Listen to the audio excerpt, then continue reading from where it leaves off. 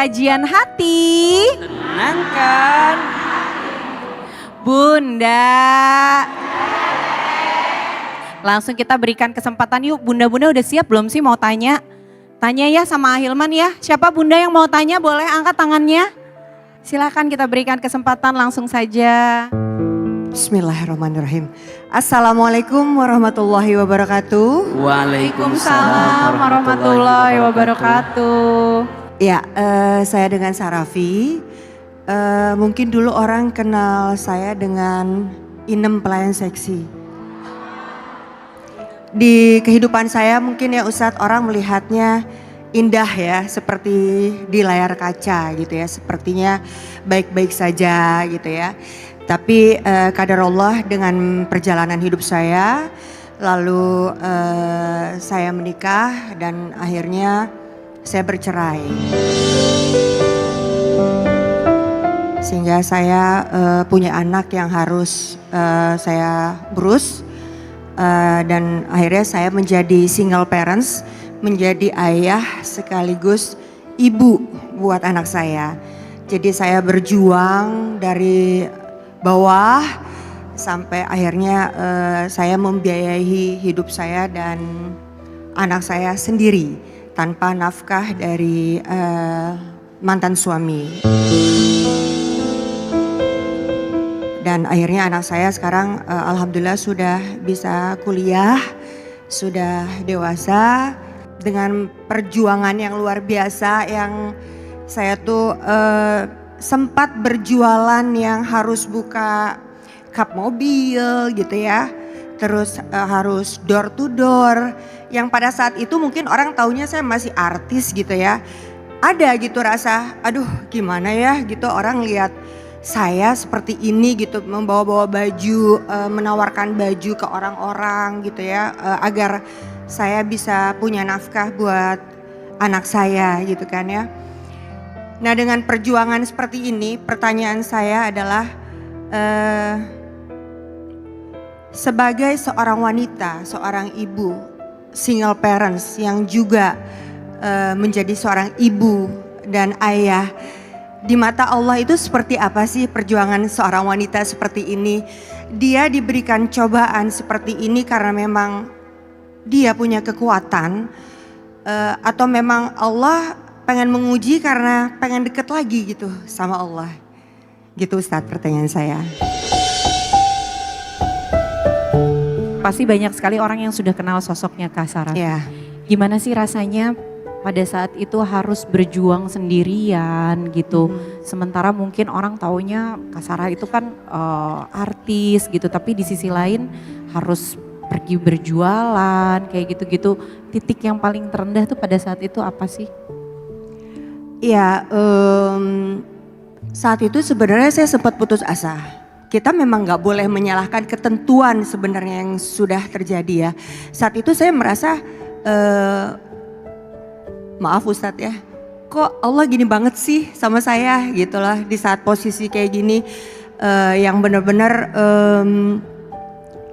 proses perceraian yang luar biasa, yang sangat panjang. Saya harus berpisah juga sama anak, terus saya harus menghandle anak yang satu gitu ya. Jadi yang sangat-sangat terendah saat itu benar-benar saya jatuh yang gak bisa ngapa-ngapain. Sehingga saya hanya diam karena anak saya masih 6 bulan. Masih 6 bulan ya yang kedua itu.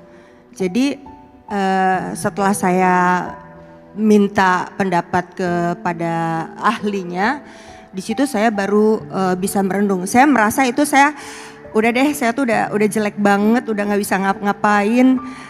Pokoknya udah nggak tahu deh harus kemana lagi.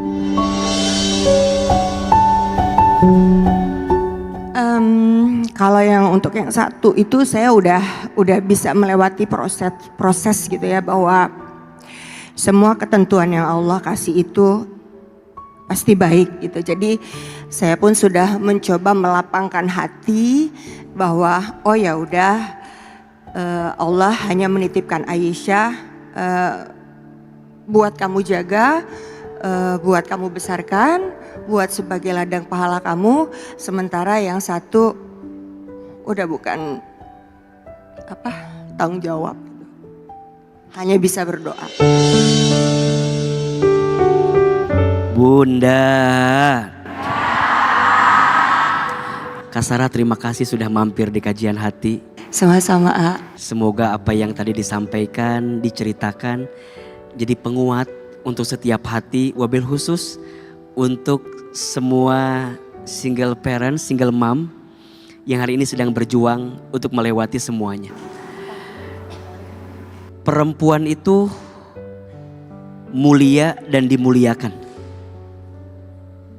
Dalam Islam, Islam menempatkan perempuan itu sebagai sosok yang mulia dan dimuliakan. Saking mulianya, ada satu surat di dalam Al-Quran yang langsung diberi nama, maknanya adalah perempuan. Apa nama suratnya? An-Nisa. Kalau kita melihat sejarah peradaban Islam, begitu banyak torehan-torehan kebaikan yang dimulai oleh perempuan. Manusia pertama yang beriman kepada Allah dan Rasulnya, salah satunya dari kalangan perempuan, Siti Khadijah binti Khuwailid radhiyallahu anha. Manusia pertama yang masuk ke Masjidil Haram, yang sekarang menjadi kiblat masjidnya dunia, yaitu seorang perempuan, Siti Hajar, bundanya Ismail alaihi salam radhiyallahu anha. Manusia pertama yang wafat dalam keadaan syahid adalah seorang perempuan. Namanya Sumayyah, ibunya Ammar bin Yasir. Jadi yang namanya perempuan itu luar biasa. Kalau kita melihat dalam Quran, perempuan bisa mulia dalam 4 posisi. Berapa? 4 posisi. 1, perempuan jadi mulia ketika dia menjadi hamba dari Tuhannya. Jadi saat kita, Bunda, dilahirkan menjadi seorang perempuan, anugerah atau bukan? Anugerah. Karena langsung dimuliakan oleh Allah. Yang kedua, perempuan bisa mulia saat dia jadi anak untuk orang tuanya. Wabil khusus ayahnya. Maka biasanya cinta pertama anak perempuan itu siapa? Ayah. Dan biasanya wajah anak perempuan itu mirip siapa? Ayah. Karena baktinya seorang anak perempuan kepada ayahnya menjadikan dia masuk ke dalam surganya. Yang ketiga, saat perempuan jadi istri untuk siapa? Suaminya. Maka Bunda yang punya suami, pegang erat-erat, jaga baik-baik. Itu pintu surga untuk Bunda. Dan yang keempat, seorang perempuan bisa mulia karena dia jadi ibu dari anak-anaknya. Sampai Nabi mengabarkan surga Allah tempatkan di telapak kaki siapa? Ibu. Maka Kak Sarah, mungkin kau kehilangan pasangan. Mungkin kau kehilangan pekerjaan yang harus engkau tinggalkan. Tapi setidaknya Allah titipkan anak dalam hidupmu. Dan itu adalah kemuliaanmu. Tidak mungkin engkau dibesarkan sebesar ini kecuali ada doa-doa anakmu. Maka untuk siapapun single parent dimanapun, single mom, jangan rapuh, jangan terjatuh. Allah tidak mungkin memberatkan dirimu kecuali Allah tahu kamu kuat melewati itu semua.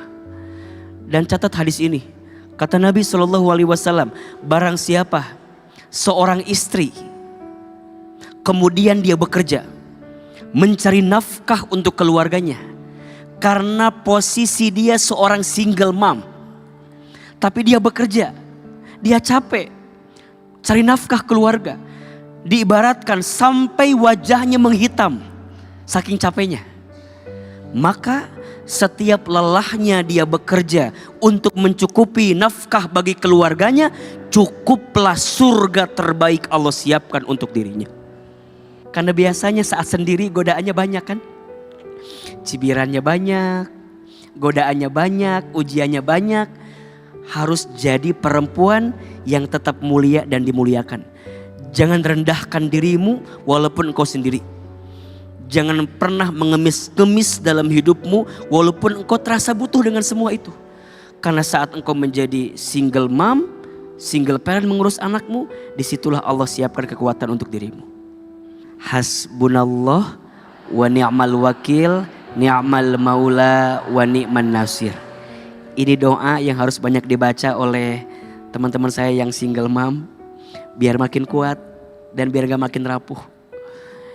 Yang gagal hanya rumah tanggamu, bukan hidupmu. Yang hancur hanya rencanamu, bukan masa depanmu. Jangan karena kegagalan rumah tangga kemarin harus gagal juga menjadi ibu saat ini. Jadi istri mungkin belum berhasil, tapi jadi ibu bisa kita susun untuk bisa mendapatkan keberhasilan. Doakan terus Aisyah tadi anaknya, dan tetap juga doakan yang pertama walaupun mungkin berjauhan, tetap doakan. Karena bagaimanapun dia adalah bagian dari nikmat yang Allah titipkan. Dan tetap berusaha yang baik-baik, berteman dengan yang baik-baik, dan sibukkan dengan kebaikan. Semoga kalau ada kesempatan bisa ketemu lagi dengan yang lebih baik. Dan ya kenapa enggak kan? Karena Allah yang maha membolak-balikan hati. Insya Allah. Bunda, kunci hidup bahagia, jangan gelisah dengan yang sudah terjadi. Jangan khawatir dengan yang belum terjadi. Allah tidak akan mungkin menitipkan beban melebihi batas kemampuan. Dan Allah juga tidak mungkin mengantarkan kamu di titik ini kecuali Allah sedang menyiapkan banyak kebaikan untukmu. Yang ditakdirkan untukmu pasti terjadi. Dan yang tidak ditakdirkan untukmu tidak akan pernah terjadi. Belajar bersandar kepada Allah. Belajar melembutkan hati. Belajar tenang. Karena kebaikan Allah terlalu berarti untuk dicurigai dengan prasangka di hati ini. Jadi orang baik punya hati yang baik. Punya prasangka yang baik. Insya Allah ketemu dengan yang baik-baik. Ya Allah, jika bukan kepadamu, harus kepada siapa lagi? Kami memohon semua yang baik-baik untuk kami. Jika ada yang sedang punya masalah, tunjukkan jalan keluarnya. Jika ada yang sedang sakit, sembuhkan rasa sakitnya. Jika ada yang punya hajat, berkahkan hajatnya. Bahagiakah hidup kami ya Allah, di dunia sampai ke surgamu ya Rabbal Alamin. Rabbana atina fid dunya hasanah wa fil akhirati hasanah wa qina azabannar. Ya Allah, peluk tubuh kami, temani langkah kami, tuntun kami agar bisa menemukan kebaikan, agar bertemu dengan yang baik-baik dan dijauhkan dari yang tidak baik untuk kehidupan kami. Subhana rabbika rabbil izzati amma yasifun wa salamun alal mursalin walhamdulillahi rabbil alamin. Amin ya rabbal alamin.